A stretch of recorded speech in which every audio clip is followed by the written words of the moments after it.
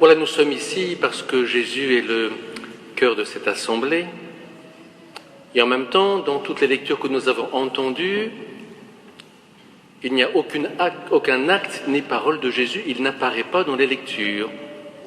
On parle de lui, mais lui n'apparaît pas dans les lectures. Paul parle de lui, les anges parlent de lui, mais lui n'y est pas. Et ce soir, vous ne le verrez pas non plus. Mais nous allons parler de lui et il sera présent d'une autre manière, comme il était présent à ce moment-là. Les disciples pensaient que les femmes leur disaient des propos délirants. Et puis Pierre était tout étonné. Alors peut-être que certains ici n'ont pas l'habitude d'être ici, peut-être que certains sont non-croyants dans ceux qui accompagnent, c'est possible. Peut-être que certains pensent que c'est des propos délirants qu'on peut tenir ici aussi. Mais en tout cas, les femmes sont désemparées et Pierre est tout étonné. Je vais venir sur la troisième lecture que nous avons entendue du prophète Isaïe.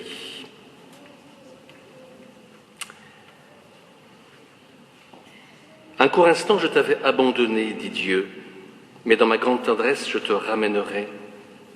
Quand ma colère a débordé, un instant, je t'avais caché ma face, mais dans mon éternelle fidélité, je te montre ma tendresse.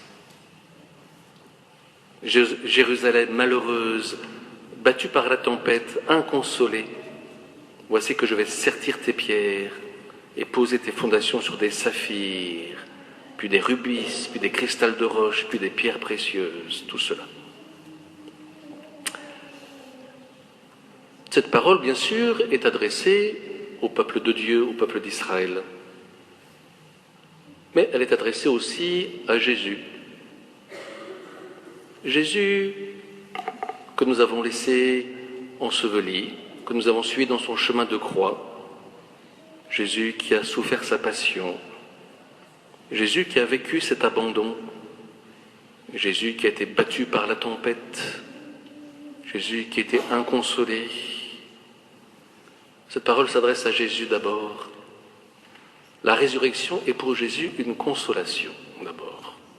Pour lui d'abord. Après l'épreuve qu'il a passée sur la croix et sa mort, sa résurrection le console. Elle est une consolation pour lui, avant tout.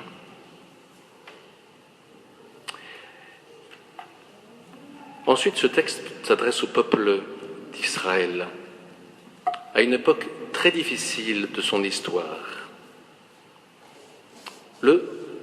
L'exil. Le peuple est en exil, il a tout perdu. Et le peuple est en exil à cause de son obstination à ne pas écouter Dieu, à ne pas suivre ses chemins, à ne pas écouter ce que Dieu disait par les prophètes, et en particulier par le prophète Jérémie, mais aussi le prophète Isaïe. Une obstination du peuple à fermer ses oreilles. Et l'exil du peuple vient de là. Le prophète Jérémie dit ceci: « Ils m'ont abandonné, moi, la source d'eau vive, pour se creuser des citernes lézardées qui ne retiennent pas l'eau. »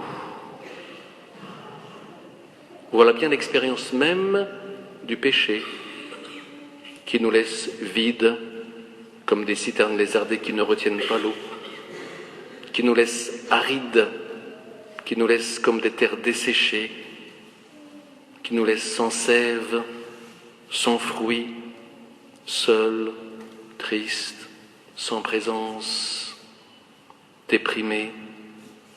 Voilà bien l'expérience du péché en nous, qui rejoint cette expérience de tous les temps, cette tristesse qui peut habiter ainsi. C'est ce que vit ce peuple. Il est exilé sans terre, dépouillé. Il est sans roi, sans souveraineté, dépendant. Il est sans temple, sans Dieu, sans culte, ainsi. Le peuple a tout perdu. Et il vit cet abandon parce que Dieu nous laisse aller. Dieu ne nous retient jamais. Dieu ne met pas des policiers à chaque carrefour pour nous dire c'est par là et les autres passages ne sont pas permis. Dieu donne peut-être quelques anges de temps en temps, mais il nous laisse faire notre chemin. Il ne nous retiendra jamais. Et donc, si nous le quittons ainsi, si nous vivons cette expérience de vide ainsi, c'est que sans doute nous l'avons quitté. Et cette expérience du péché peut rejoindre chacun de nous ainsi. Cette semaine, je suis allé confesser en maison de retraite, parce que vous allez me dire, mais qu'est-ce que le péché? Je vais confesser en maison de retraite cette semaine. J'allais voir une personne très âgée de la paroisse qui demandait à se confesser. Alors, ça ne s'attendait pas que je passe, et donc je suis passé. Elle m'a dit, du coup, la surprenant, mais aidez-moi, aidez-moi. Alors je lui ai dit, bon, vous avez peur des fois de l'avenir, sans doute. Sans doute que vous vivez le découragement aussi, parfois, le désespoir. Sans doute que votre situation vous enferme sur vous-même aussi. Finalement, la peur, le désespoir et puis l'enfermement sur soi, c'est le contraire de la foi, de l'espérance et de la charité. La foi, c'est vivre sans peur, confiant en une présence. L'espérance, c'est toujours croire qu'il y a une sortie possible, que Dieu nous ouvre un chemin, comme il l'a ouvert pour les Hébreux à travers la mer. Et la charité, c'est sortir de soi pour être ouvert aux autres. Et le peuple vient chercher et Dieu vient chercher son peuple là, dans son exil. Dans son exil, il vient le chercher. Il vient là, à cet endroit-là. Il vient le consoler à cet endroit-là. Il vient lui dire, dans le prophète Ézéchiel, qu'il le ramènera sur sa terre. Il vient chercher à cet endroit-là. Le peuple se croyait abandonné, de fait, parce qu'il est allé là où il voulait aller. Mais Dieu vient le chercher à cet endroit-là, ne le laisse pas. Et c'est notre expérience. Personne ne sait votre chemin, aux uns et aux autres, à vous qui allez être baptisés, ou vous qui allez communier pour la première fois. Mais c'est bien cela, c'est à un moment donné Dieu qui vient vous chercher là où vous êtes, qui vient vous chercher, qui vous appelle à sortir de ce qui vous enferme, à sortir de la désespérance, à sortir de la peur. C'est bien cela. Il vient ainsi chercher. Et c'est l'expérience fondamentale de la miséricorde de Dieu. Nous pouvons le quitter, nous pouvons l'abandonner, nous pouvons avoir les conséquences de nos actes.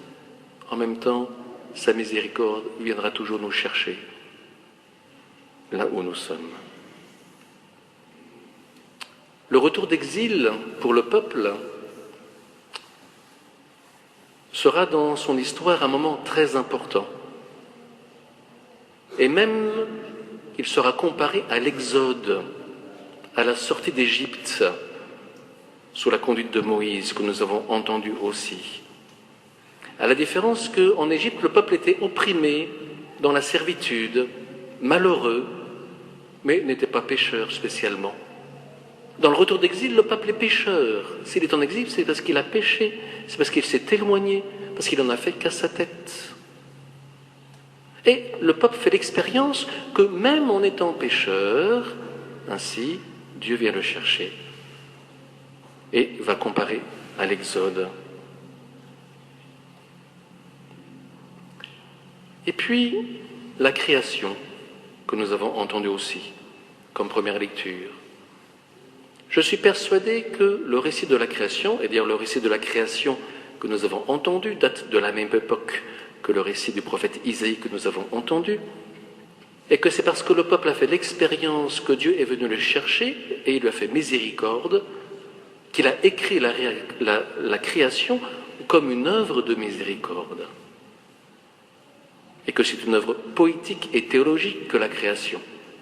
Et que la création est décrite ainsi comme une œuvre de miséricorde que fait Dieu, avec sa présence au début, que la lumière soit et la lumière fut. Et puis vous avez noté, il y eut un soir, il y eut un matin, premier jour.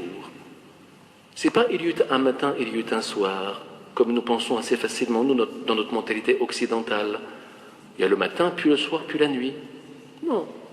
Dans la mentalité orientale, dans la mentalité juive, c'est « il y eut un soir, il y eut un matin ». Le matin vient après le soir. C'est-à-dire que ça commence par rien et la lumière qui vient. Et c'est bien cela la création, elle commence par rien et tout d'un coup, tout va se faire et s'ordonner ainsi. Et donc à partir de rien, Dieu crée ainsi. Il sort, il y eut un soir et il y eut un matin. Œuvre de miséricorde aussi que cette création. Cette miséricorde, Paul en a fait l'expérience ô combien. Paul, fervent défenseur de la loi juive, très fervent défenseur, persécutait donc les chrétiens au nom de sa foi. Et il a rencontré Jésus sur le chemin de Damas, comme nous disons. Il l'a rencontré et a été retourné ainsi. Et il nous dit pour lui ce qu'est le baptême dans la lecture que nous avons entendue. Et Paul, vous le savez, ou je vous le dis si vous ne le savez pas, alors qu'il était clairvoyant, pensait-il, qu'il voyait, qu'il allait persécuter les chrétiens de Damas, tout d'un coup Jésus lui apparaît et il ne voit plus rien. Alors que c'est un homme qui avait plein d'initiatives, ne voyant plus rien, il doit se faire conduire par un petit enfant dans Damas. Il n'est même plus capable d'avancer tout seul. Il devient dépendant. Il ne voit plus, il devient dépendant. Et pour Paul, tout ce qu'il s'était fait dans sa tête s'écroule tout d'un coup, s'écroule. Il passe par une mort pendant 3 jours. Il ne mange pas, il ne voit rien. Et on peut imaginer le bouleversement que c'était dans sa tête ainsi. Un bouleversement profond, parce que tout ce qu'il croyait se trouve tout d'un coup en bas, par terre. Et il s'agit qu'il reparte. Et c'est là qu'il reçoit le baptême par Ananie. Et qu'est-ce que nous dit Paul ? Nous tous qui par le baptême avons été unis au Christ Jésus, c'est à sa mort que nous avons été unis par le baptême. Voilà, Dieu s'est fait tellement proche de nous qu'il est venu vivre notre mort par Jésus. Et nous qui pouvons nous sentir abandonnés, il est venu vivre cela. La croix, la passion, la croix, la mort. Et que dans le livre d'Isaïe, Dieu se dit l'époux du peuple, et que l'époux est tellement proche de son peuple qu'il vient vivre sa vie. Il vient la vivre, sa vie. Il vient subir la même chose que nous subissons. Il vient vivre notre vie, la même chose. Il s'unit à notre vie jusqu'à la mort. Et du coup, le baptême, c'est être plongé dans l'eau, ce que nous allons voir tout à l'heure, et ce que vous allez recevoir tout à l'heure, être plongé dans l'eau comme dans un tombeau. Comme dans un tombeau, pour être uni à la mort de Jésus. Ainsi. Et puis vous allez sortir de cette eau, sortir de cette eau, pour être vivant avec Jésus ressuscité. C'est cela qui se passe ici. 3 fois, au nom du Père et du Fils et du Saint-Esprit. Plonger dans un tombeau et sortir vivant avec le Christ. C'est cela qui se passe ici.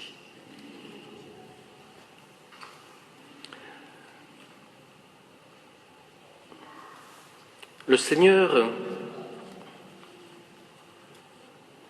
fait donc miséricorde. Et nous allons accompagner les catéchumènes ici. Il vient donc vous plonger, il vient vous unir à lui, il vient vous faire son épouse, il va vous revêtir de beauté, d'un vêtement blanc, il va vous parfumer de sa joie et de son esprit, le Saint Crème.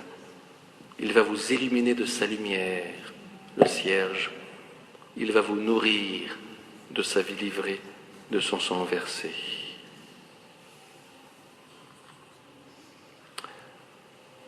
Cette miséricorde de Dieu, vous allez la recevoir, il est venu vous chercher, elle est pour tous. Je vous dis ce petit passage de Jean-Paul II.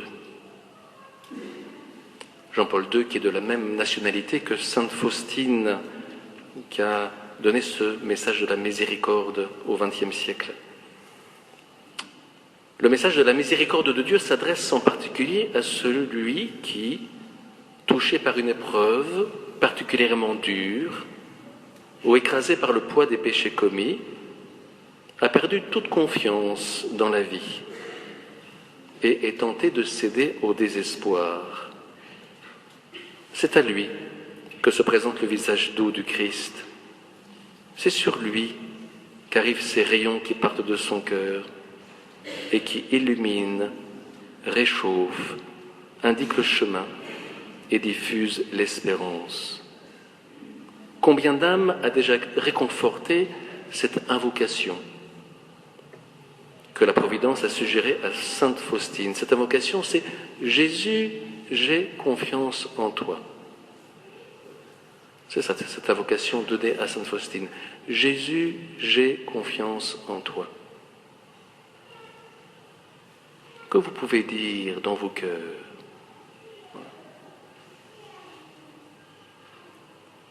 Cet acte simple d'abandon à Jésus dissipe les nuages les plus épais et fait pénétrer un rayon de lumière dans la vie de chacun.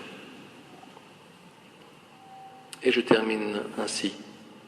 Et nous qui sommes ici, qui sommes-nous pour ainsi enfanter 8 enfants, plus les 4 qui vont communier pour la première fois, mais qui sommes-nous pour enfanter ainsi?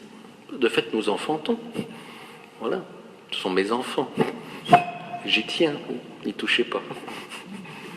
Voilà. Qui sommes-nous pour enfanter ainsi? Ce sont nos enfants aussi. Nous ne sommes pas meilleurs que les autres, nous le savons bien. Voilà.